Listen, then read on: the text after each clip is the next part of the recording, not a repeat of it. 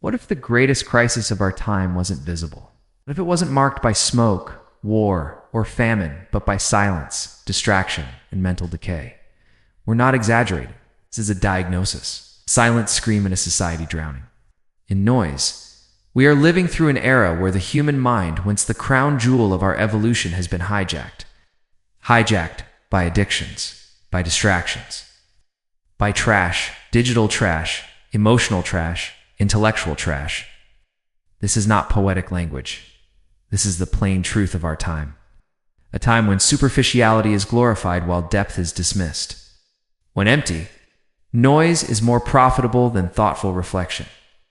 When truth is no longer discovered by reason, but is curated, distorted, and delivered by algorithms, people don't think, they react, they don't live, they consume. It's constantly connected to devices yet utterly disconnected from themselves.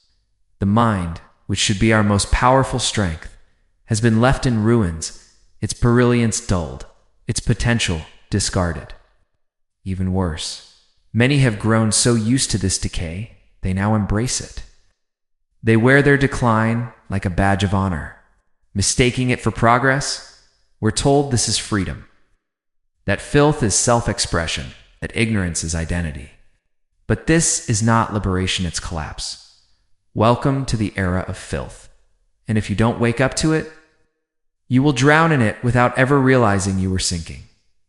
What we are witnessing is not an economic collapse. It's not a global war. It's something far more insidious, an invisible epidemic, one that begins in the mind and infects everything it touches. A generation that doesn't think, that doesn't pause, that doesn't seek to understand, only to respond instantly. Impulsively, brains are more accelerated than ever, but emptier than ever.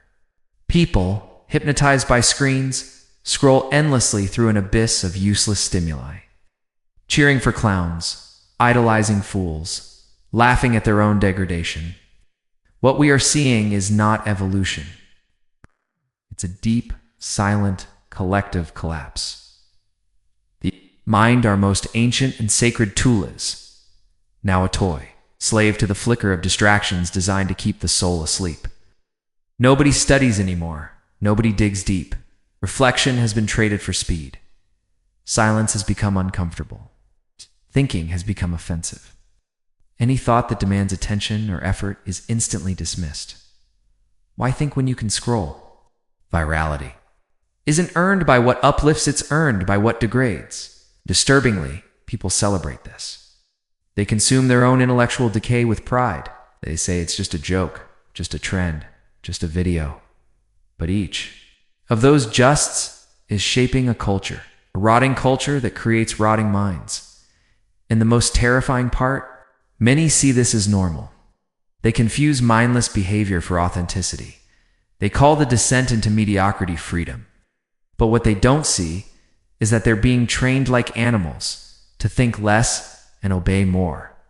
Yes, there are still those who resist. The lucid ones, the ones who observe, question, reflect. But they are few, scattered, silenced by the cheers of applauded ignorance. We are witnessing a mass dumbing down, a death of intelligence, a bankruptcy of consciousness. Distraction has become a virtue. Stupidity is packaged with flashy effects and sold as entertainment. The masses are rotting from within. And they don't just ignore the warnings, they mock them. Mock those who try to wake them up. We are living in the age of the cult of filth. The mind has collapsed. The soul has been sold. And what's left? This pathetic spectacle of people, shouting for attention while drowning in their own irrelevance. But if you still feel discomfort with all this, if there is even the faintest flicker inside you that resists this descent into rot, then perhaps you are not like the rest. Maybe, just maybe, you are part of the shrinking minority that can still be saved. And more than that, perhaps you are one of the few who might be able to awaken others. Because now, in the middle of so much filth, simply thinking has become an act of rebellion. We live in a paradox. Never before have we had access to so much information, yet shown so little wisdom. Never before have we been so hyper-connected and so utterly lost. We talk more than ever, yet rarely say anything that matters. How can so much communication lead to so little understanding? Nietzsche once warned. Madness is rare in individuals, but in groups, in parties, in peoples, and in irresit is the rule. And that is exactly what we are witnessing. What was once unthinkable has become routine. What used to be absurd is now accepted as truth. Today's stupidity parades as authenticity. Vulgarity is dressed up as honesty, and ignorance is worn like a badge of honor. The masses consume trash and proudly call it culture, but let's be clear, it is not culture. It is conditioning. While this spectacle plays out, true intelligence withers in silence. People who dare to think deeply are labeled arrogant, elitist, out of touch. Critical thinking is met with hostility because it demands something rare: effort. It demands silence, stillness, patience. But in this era of relentless noise and infinite scrolling, even pausing for thought feels unnatural. As strange as it sounds, in today's world, thinking is almost revolutionary. The Korean philosopher Byung-Chul Han wrote, "We live in an age where excessive positivity and stimulation are what destroy the soul." What we call burnout and anxiety are not isolated, personal failures. They are signs, symptoms of a system that relentlessly drains individuals, till nothing remains but fatigue and numbness. The modern mind is not tired from thought. It's tired from constantly running away from itself. And tragically, most people don't even notice. They're too distracted by the pings of their phones, the 15-second videos, the viral dances, the outrage memes, the endless waves of meaningless stimulation. This is a generation with a melted brain and an inflated ego capable of memorizing political slogans, yet unable to sustain a thoughtful idea for more than 5 minutes, capable of speaking about everything, but truly understanding nothing. Arthur Schopenhauer once said, "The destiny of humanity depends on the degree of discernment it manages to cultivate." If that's true, we are dangerously close to losing. Everything this generation isn't being educated for wisdom, it's being trained for obedience. But it's a sweet obedience packaged with filters, playlists, likes, and digital dopamine. They are being taught to obey while smiling, to never ask real questions, to hate those who disagree, to be offended by everything except their own mediocrity. They demand respect but make no effort to become respectable. They insist on being heard but have nothing meaningful to say. They chant for freedom without even knowing what the word means. As sociologist Zygmunt Bauman observed, we live in liquid times. Nothing's made to last, not relationships, not thoughts, not convictions. And that's precisely where we are. Everything has become disposable, even consciousness itself. But yes, there are still some who see. Some who refuse to be swept away by this tide of decay. There are people who resist quietly, who will not bow to the collective mental filth, who choose the solitude of thought over the comfort of noisy stupidity. They are few. Dismissed, doubted, and often ridiculed. But make no mistake, they are the last fragile flame of lucidity in a world that has become proud of its own disorder. If you ever feel awake while the world around you slumbers in denial, then you already understand exactly what I'm talking about. The mind has collapsed. The masses rot, and yet they cheer, applaud, and celebrate their own downfall. But if there's still even a faint spark of unrest, burning within you, a subtle revolt against this culture of noise, nonsense, and trash, then hold on to it. Resist. Think. Study. Be silent. Rebuild. Because in a world drowning in filth, thinking is the cleanest act you can commit. Yes, just to think today is a radical, defiant gesture. Honestly, there are moments when I stop and ask myself, why do I do this? I spend countless hours writing, researching, recording, trying to reach someone, anyone with a flicker of lucidity still left inside them. Try to open eyes that seem glued shut. But it often feels like this generation is not just buried in the mud, they've come to love the smell. I'm exhausted, tired of watching the endless stream of trash labeled as viral content. People dancing, shaking, mimicking dumb sounds, pretending to live perfect lives while their minds rot soft, decaying, moldy on the inside. And then, when someone dares to offer something different, something deeper, more human, more real, what happens? A crowd of dopamine-addicted screen zombies flood the comments saying, "But you're using technology too. You're on YouTube. You just want views and money. Seriously? You want to compare how I use this with how you use it?" I'm here because this is where people are. Because maybe, just maybe, someone out there will hear this and pause, will recognize themselves in these words and say, "You know what? It's true. Becoming a numb nobody. I need to wake up." But what about you? Yes, you typing snide comments, dismissing everything as hypocrisy. What exactly are you doing in this rotten society, other than endlessly consuming garbage, laughing at idiotic memes, and living in a bubble where even thinking is a crime? Generation doesn't want truth. It craves dopamine, distraction, cheap applause, instant validation. And when someone dares to step out of this absurd circus and refuses to play along, they're attacked, not for being wrong, but for trying to think. We're surrounded by people offended by everything that is, except their own mediocrity. I'm not here to be nice. I'm here because I refuse to rot in silence, because I still believe. There's hope for those courageous enough to confront their reflection. So if you're just here to mock, to toss irony around like a shield, take a moment to look at yourself. What have you actually built? Who have you helped? Have you awakened? Anyone, or are you just another one laughing as the ship slowly sinks? And if you fall into the second category, do everyone a favor, vanish, while you drown in your screen-fed arrogance. Some of us are still here, trying desperately to wake up those who can still be saved. But hey, if you're still listening. Now, if you've made it this far, it means something. It means you're not part of the collective filth. And now, I want to speak to you not with irony, not with anger, but with respect. Because I understand. I know exactly how painful it is to be someone who sees clearly in a world that chooses blindness. You feel the weight, you realize what's happening, you feel it, don't you? Nice. That tension building beneath the surface. You see mediocrity spreading like a virus. Thought is dying.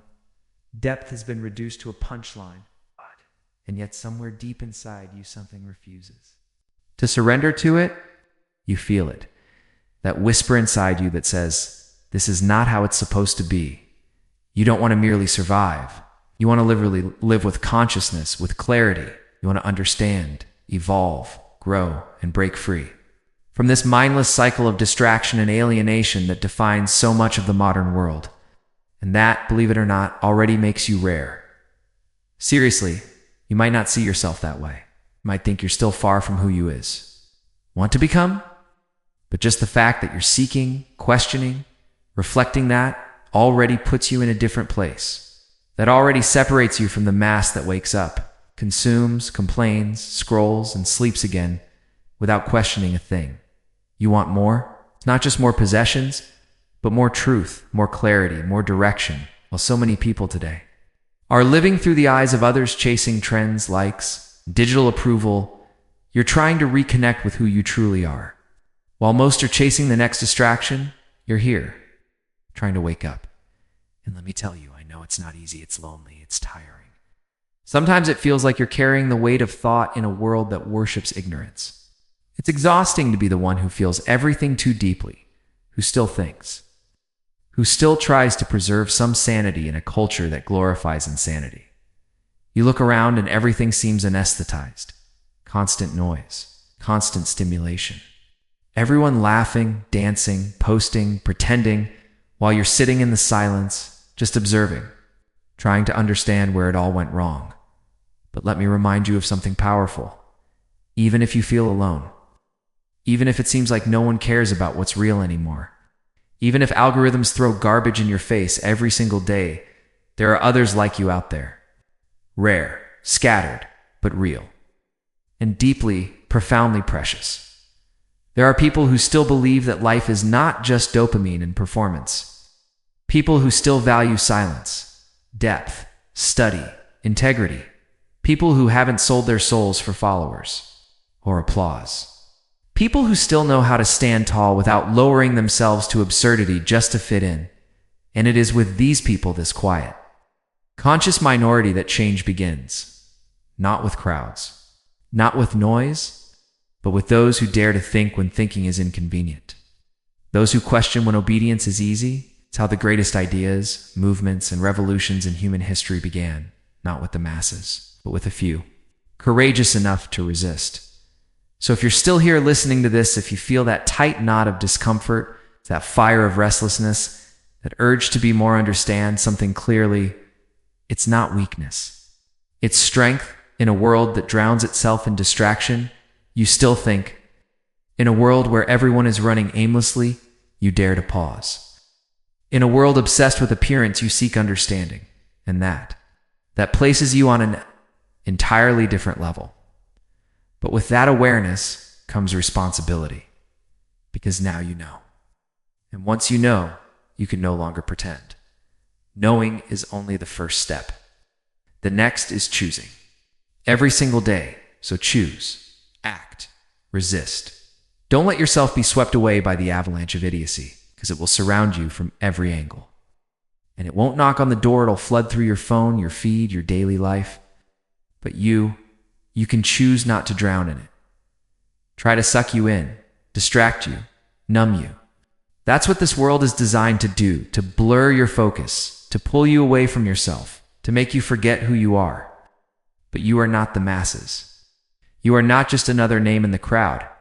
You are conscious. And the truth is consciousness. It cannot be outsourced. It cannot be replaced or simulated. It must be lived fiercely, daily. You know what? I could easily choose the other path. Could flood this channel with shallow videos, quick fixes, flashy edits, empty motivational slogans that mean nothing.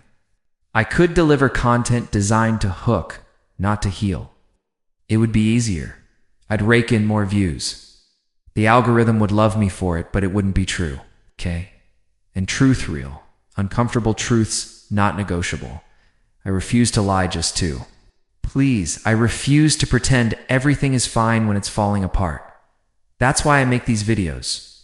That's why I spend hours writing, recording, editing. That's why I keep hammering the same message over and over again, because repetition matters when you're trying to cut through the noise, because I still believe there is salvation. I still believe there are people like you people who haven't given up. People who have not surrendered to mediocrity or drowned in distraction. Even if it's a small group, even if it feels like you're standing alone in the dark. Minority matters. It always has. That conscious minority can ignite torches in the shadows. They can rescue others not with noise, but with presence, with example, with consistency. They can be the anchors that hold steady in a sea of confusion, a world where everything shifts, but no one knows why. You don't need to change the whole world. That pressure isn't yours to carry. You just need to start with yourself. Transforming your own mind, your own habits, your own reactions. And by doing that, you're already doing more than 99% of those out there, lost in loops, asleep with eyes open. So keep reading, keep studying, keep observing yourself with brutal honesty.